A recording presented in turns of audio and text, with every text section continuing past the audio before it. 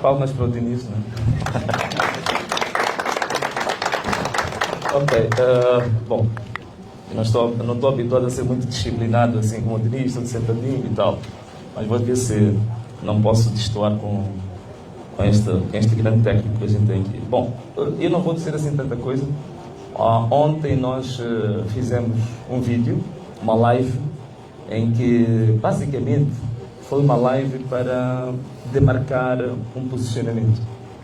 E o posicionamento que nós demarcamos ontem, primeiro foi a declaração inequívoca da vitória, e depois também foi de já termos constituído uma comissão que chamamos de Comissão de Transição Governativa, para mostrar que estamos disponíveis para uma transição pacífica, se até o final do apuramento do restante dos 75% das mesas ainda para processar, nós já constituímos uma comissão de transição governativa para que, de fato, tenhamos uma transição pacífica, que não haja necessidade de termos que avançar para outras formas, digamos assim, de luta e de resistência que estejam fora do padrão da manutenção da paz e por aí fora.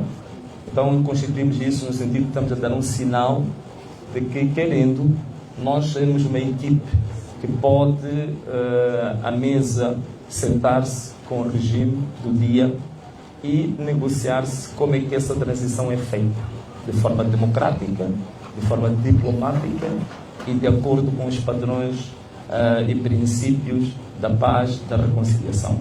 Portanto, queria só voltar a demarcar isto, mas também informar que hoje iniciou o processo a segunda etapa do apuramento, que é o famoso apuramento intermédio, que na verdade o apuramento intermédio é um nível de centralização de dados ao nível distrital.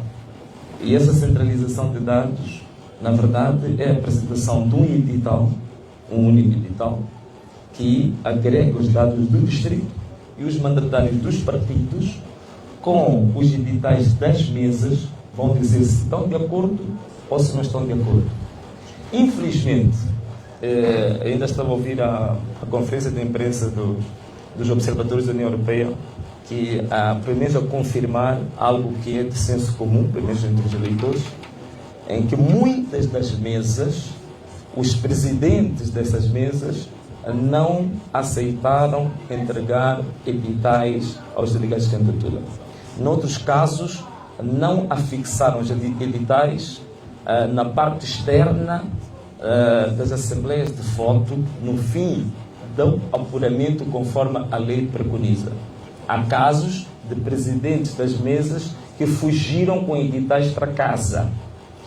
Um caso que eu particularmente presenciei e até liguei para uma das televisões, penso que está aqui, veja aqui o logotipo dessa televisão, aqui mais ou menos 5 minutos a pé, que é na escola 7 de setembro, que o presidente da mesa, primeiro, não tinha contabilizado todos os votos, segundo, não queria entregar o edital, e terceiro, colocou-se em fuga com os MMVs e o presidente não estava lá. Estou a falar de coisas aqui, a bem pertinho. E eu pedi uma das televisões que era para ele testemunhar isto. E esse caso acontece um pouco pelo país inteiro. E daí que hoje iniciava o apuramento intermédio, mas tenho certeza que muitos dos distritos não tinham condições objetivas para concluir o apuramento intermédio. Outra questão que estamos a acompanhar é que estão a aparecer editais do apuramento intermédio verdadeiramente absurdos. Justamente porque quando eles se aperceberam que estavam a perder, começaram a produzir editais falsos, e esses editais têm uns problemas clássicos que a gente já conhece. É ter um número de votantes que às vezes é inferior que os votos de um dos candidatos. São tantos editais desses que estão acontecendo, essas coisas absurdas que a gente está a ver. Portanto, queríamos informar também que provavelmente os órgãos eleitorais vão dar a conhecer resultados do apuramento intermédio em que o candidato da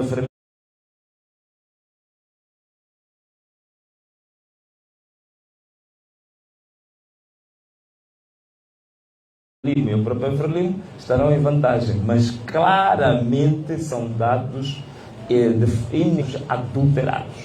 Isso não há dúvidas nenhumas quanto a isso. O que está a acontecer agora é mais ou menos a repetição do cenário que aconteceu nas eleições autárquicas. Nas eleições autárquicas, a nível das mesas, nós vencemos a eleição, mas a nível do apuramento interno, até dos editais que vinham das mesas.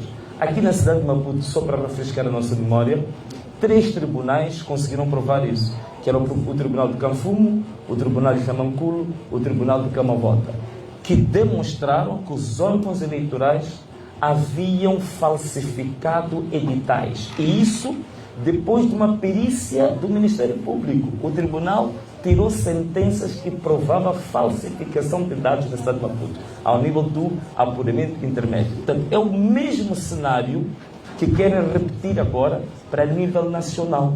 E veja só, para quem está aqui na cidade de Maputo, o caricato, que o tribunal disse que o diretor do SPAI, de nível de Canfumo, Camanculo e Camau, falsificado resultados, mas os falsificadores são os que estão a gerir o processo agora. Da mesma forma, quem depois foi chancelar isso, que é a presidente da Comissão de Eleições da cidade de Maputo, Ana Chemane, é a mesma que está a gerir este processo. Então não vamos com estes fraudulentos burladores que estão provados em tribunal esperar que hajam resultados diferentes. Só um dado aqui para partilhar convosco. O Divano é nosso diretor de gabinete. O Divano estava aqui, o coordenador da área técnica da contagem paralela, estava a dizer que tivemos problemas na credenciação. Temos um distrito inteiro. Nós não tivemos uma única credencial para os nossos delegados de candidatura. 265 mesas. Que representa 265 mesas. Nós não tivemos uma única credencial para podermos. Por quê? Porque o nosso mandatário, ao sair da CDE com as credenciais, foi assaltado, agredido. E o único objetivo do tal assalto e agressão era apenas retirar as credenciais.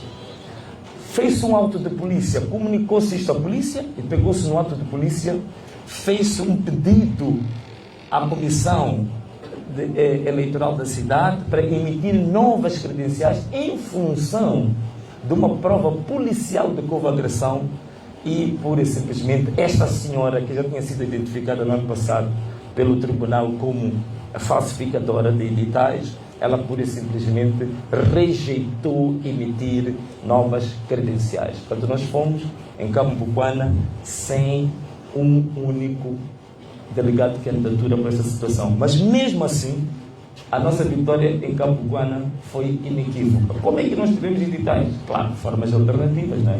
Tivemos várias parcerias com quem estava na sala para termos os dados, para termos esses editais. Mas nesse distrito em particular, ganhamos as eleições de forma inequívoca. Portanto, o resultado mais expressivo que nós temos é da cidade de Maputo, com um pouco mais de 70% de votos. Portanto, queria dizer isso. Outro dado que eu queria deixar aqui convosco, neste momento que estou aqui a falar convosco, recebemos em Balama, o Tribunal Judicial de Balama recebeu um processo de contencioso movido pelo Podemos relativamente a 29 urnas falsificadas, e o tribunal, graças a Deus, conheceu o processo. Atenção, não estou a dizer que fez uma sentença favorável ao Podemos, mas considerou procedente os argumentos que estavam no pedido de impugnação.